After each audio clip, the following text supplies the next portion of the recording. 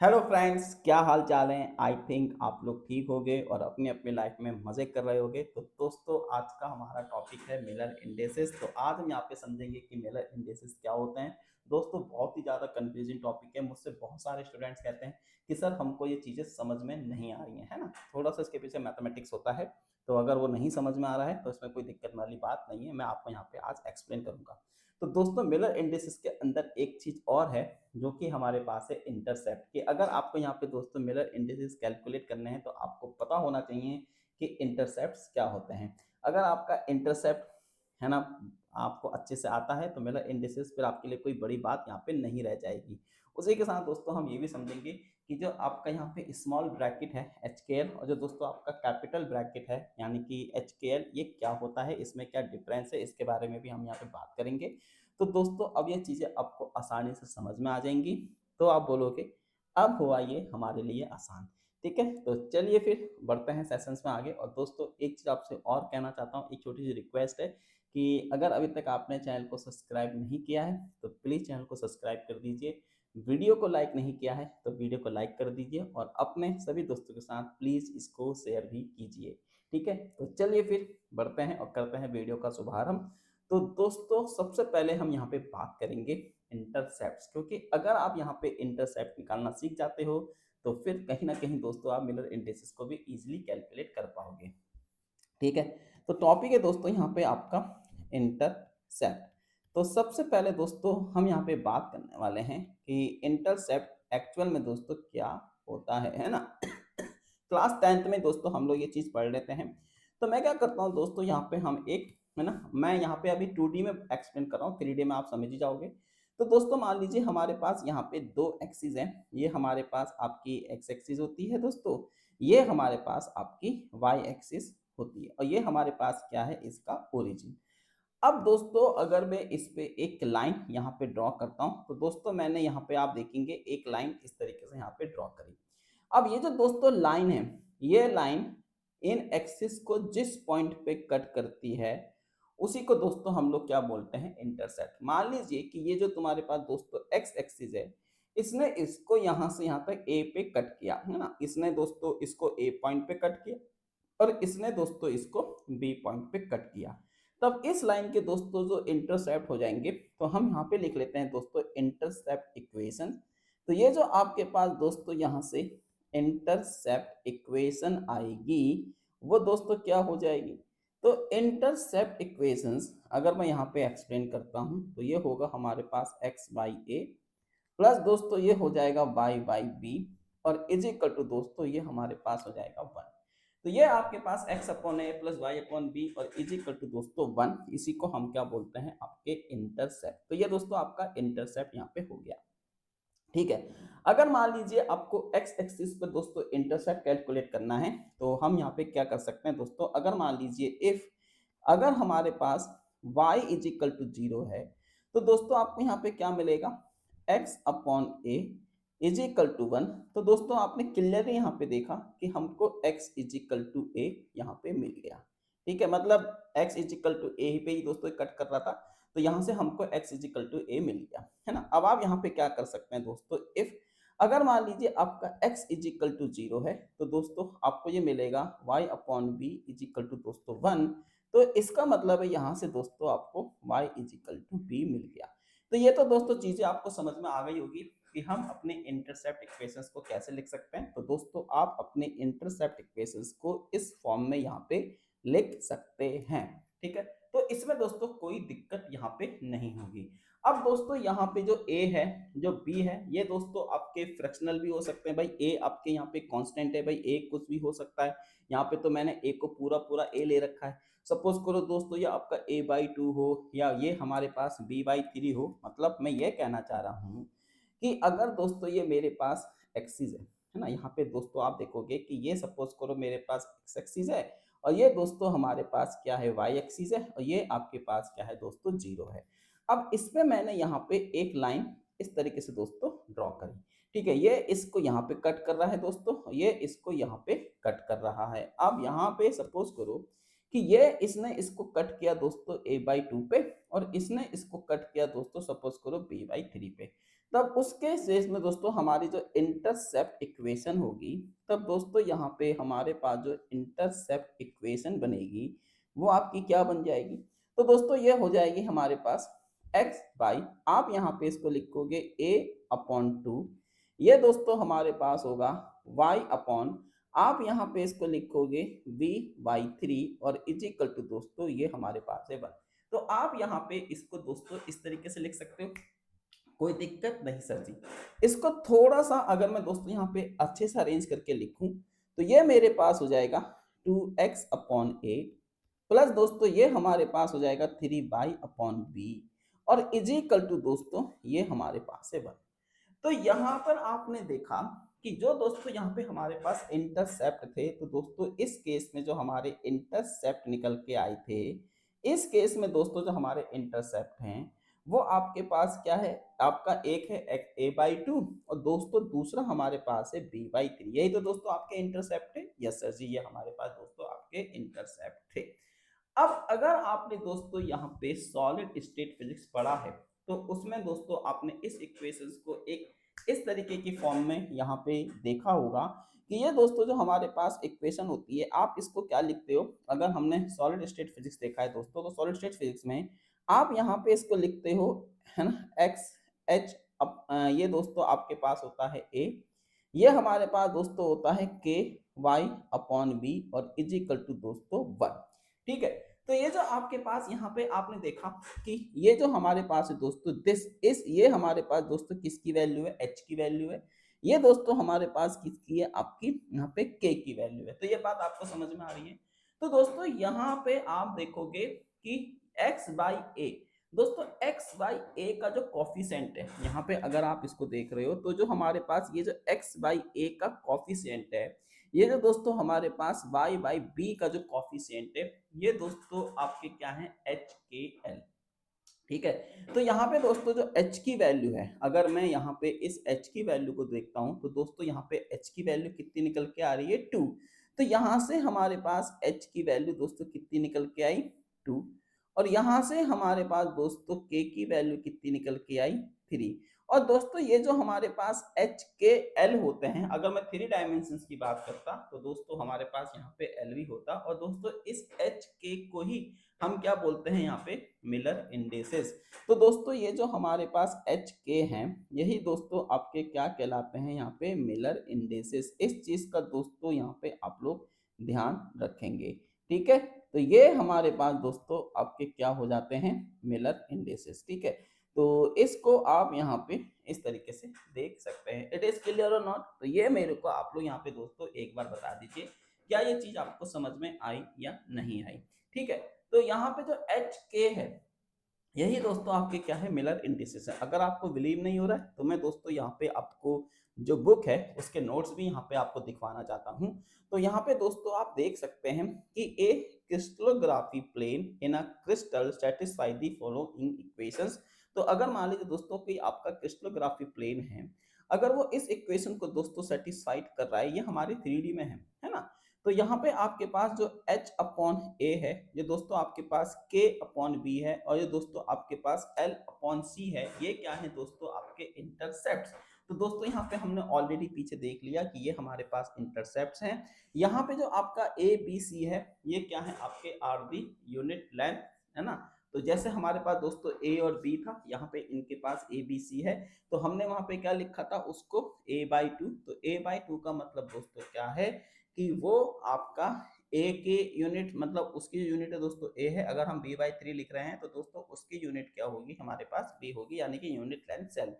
और यहाँ पे दोस्तों आप देखोगे कि ये जो हमारे पास है आपका h, ये जो दोस्तों आपके पास है k, और ये जो हमारे पास दोस्तों l है, तो यहाँ पे लिखा हुआ है h k l are integers call Miller indices, है ना, and the plane is represented as h k l. तो बात समझ में आ गई। तो दोस्तों यही जो वैल्यू है हमारे पास एच के एल की, ये आपको क्या रिप्रेजेंट करते हैं, ये आपके प्लेन को रिप्रेजेंट करते हैं, और इन्हीं को हम दोस्तों क्या बोलते हैं, आपके मिलर इंडेसेस बोलते हैं।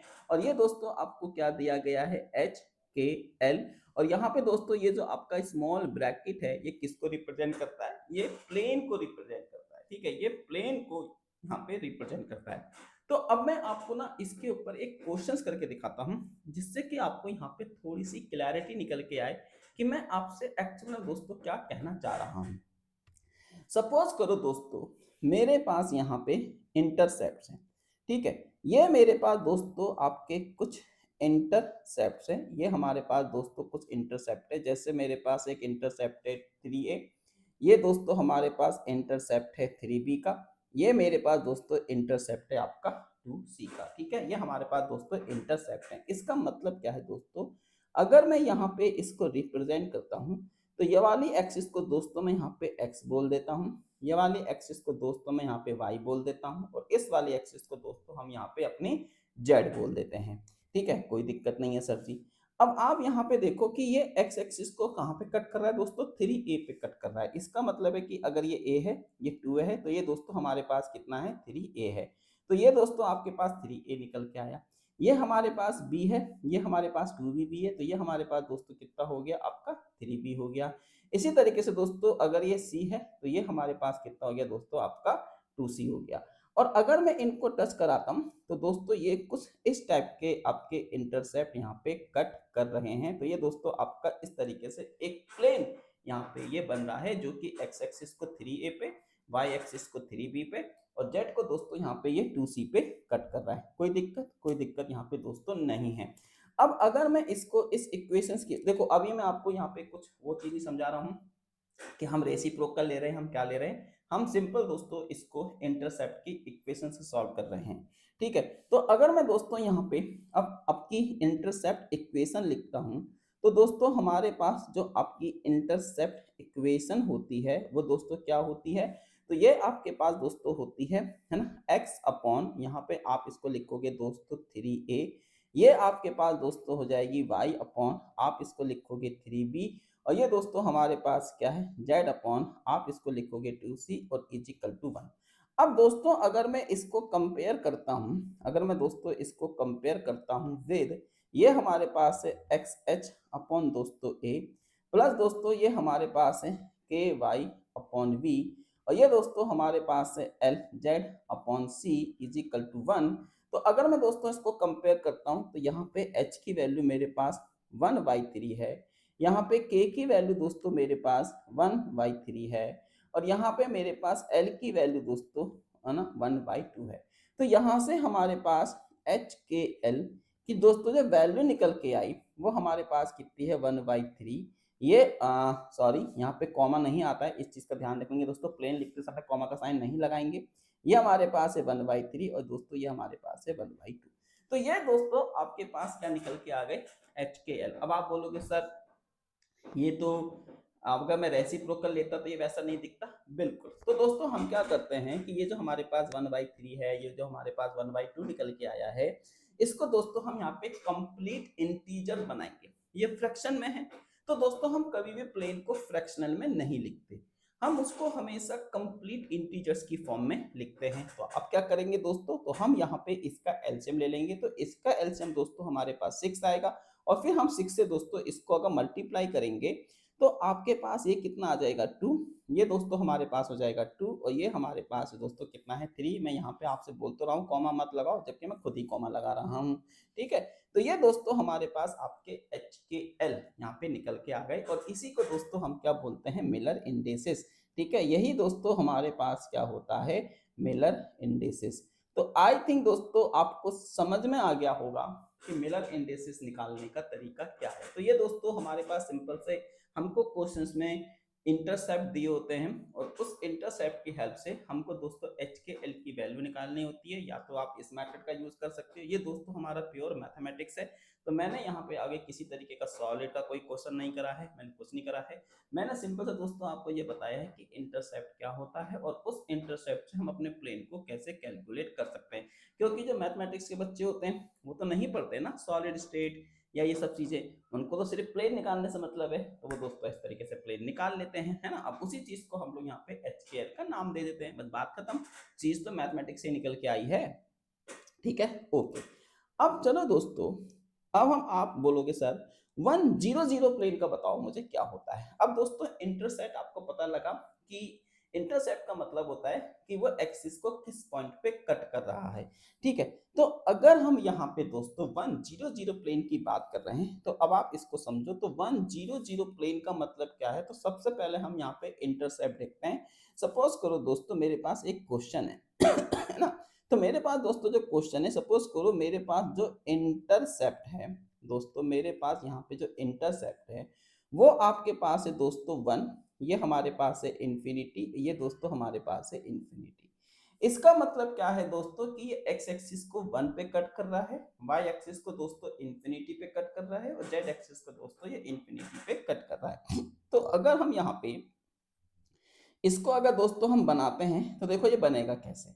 तो ये दोस्तों हमारे पास है ना, मैं पहले एक क्यूब बना लेता हूँ क्योंकि इसको मैं दोस्तों क्यूब में ज़्यादा अच्छे से रिप्रेजेंट कर पाऊंगा। तो ये हमारे पास सपोज करो दोस्तों एक क्यूब है ना।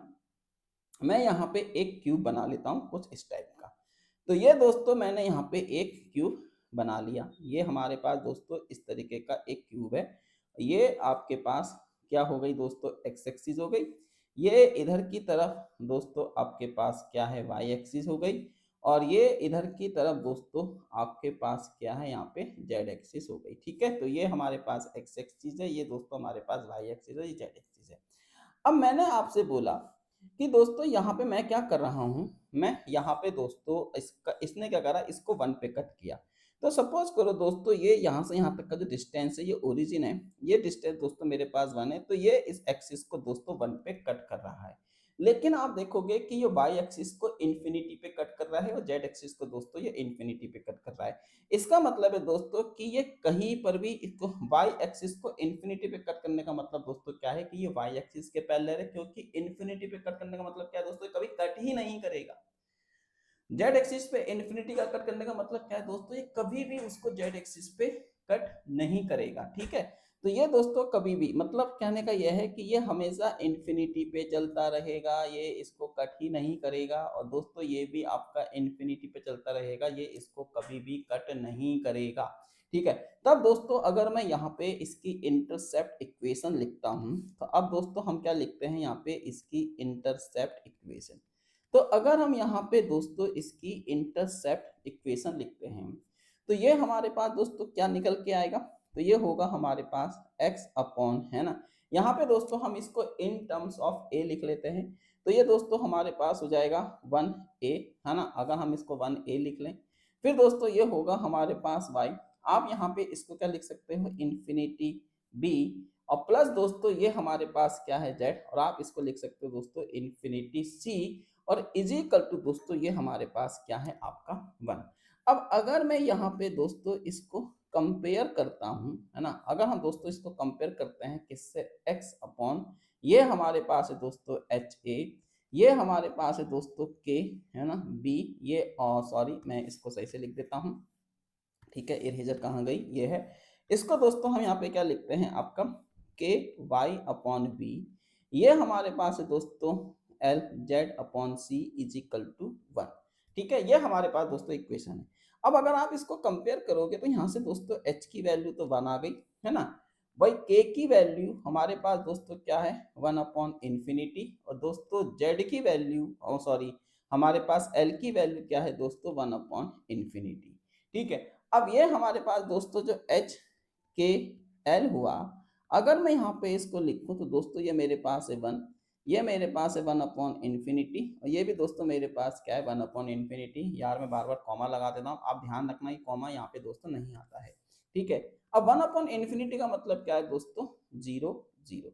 तो ये हमारे पास दोस्तों क्या निकल के आया, यानी कि अगर हमको दोस्तों इंटरसेप्ट यहाँ पर, अगर आपको जो इंटरसेप्ट दिए गए अगर दोस्तों वो ए है, वो आपके पास यहाँ पे है ना इन्फिनिटी बी है, ये दोस्तों आपको इन्फिनिटी सी में लिख रहा हूँ इस फॉर्म में, लेकिन अगर एक्चुअल में क्वेश्चन में क्या होगा 1 इन्फिनिटी इन्फिनिटी। तो दोस्तों 1 इन्फिनिटी इन्फिनिटी अगर आपको इंटरसेप्ट दिए हैं, तो उसका एक्चुअल मतलब है कि जो प्लेन है वो दोस्तों हमारा क्या है 100 प्लेन।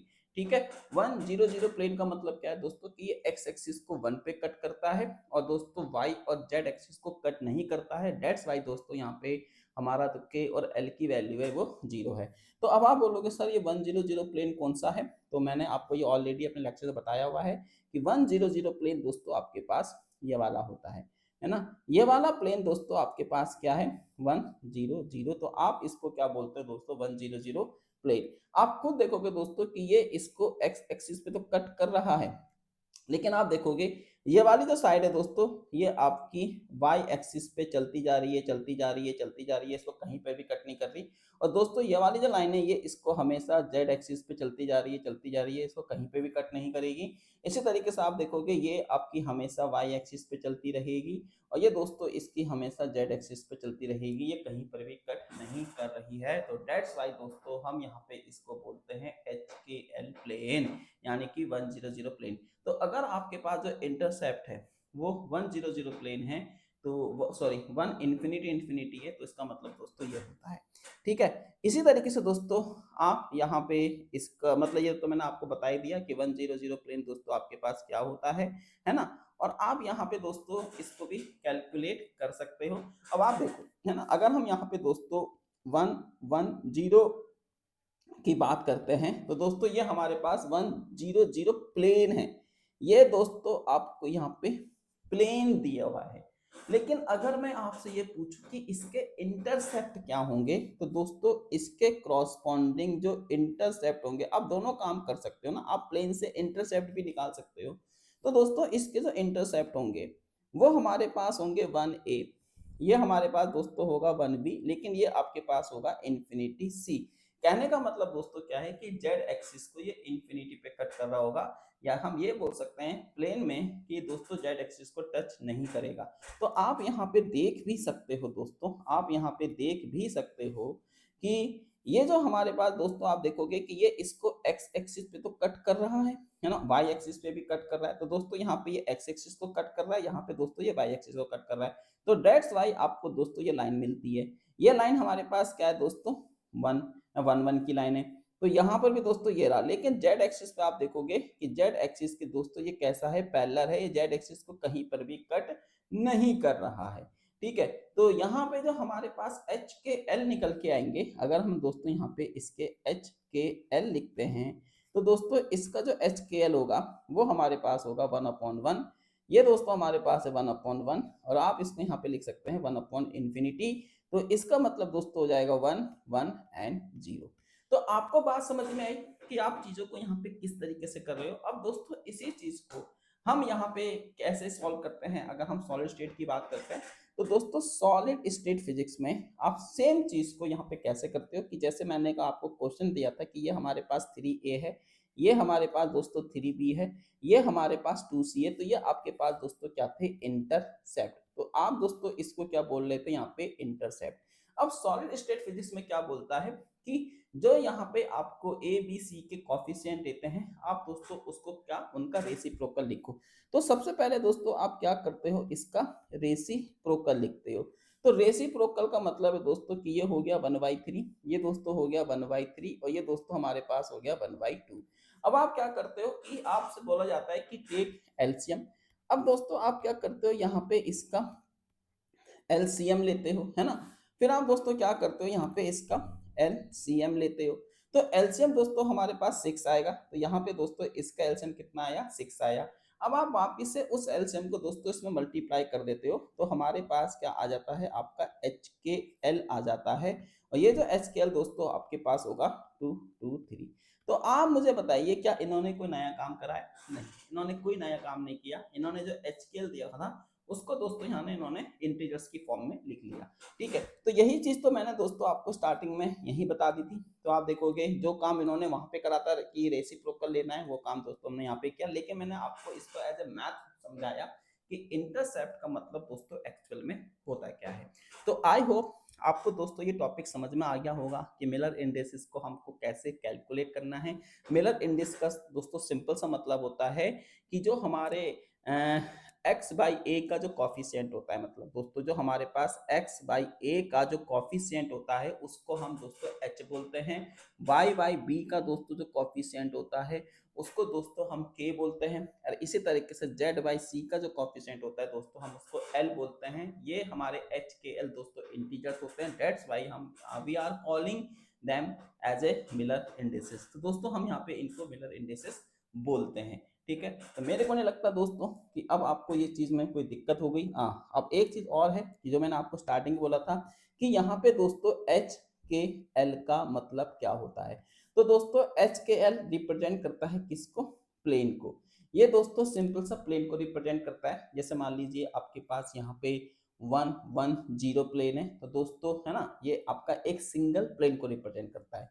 लेकिन वहीं पे दोस्तों अगर मैं इसको एच के एल बोल रहा हूं, तो दोस्तों ये किसको रिप्रेजेंट करेगा? ये रिप्रेजेंट करेगा किसकी? फैमिली ऑफ प्लेन को, कि ना, ये पूरी की पूरी प्लेन की फैमिली को रिप्रेजेंट करेगा। जैसे मान लीजिए कि मैंने यहाँ पे लिखा है कि ये हमारे पास दोस्तों एक प्लेन है ना, 100। तो दोस्तों ये जो हमारे पास 1000 है, ये आपके पास एक सिंगल प्लेन है।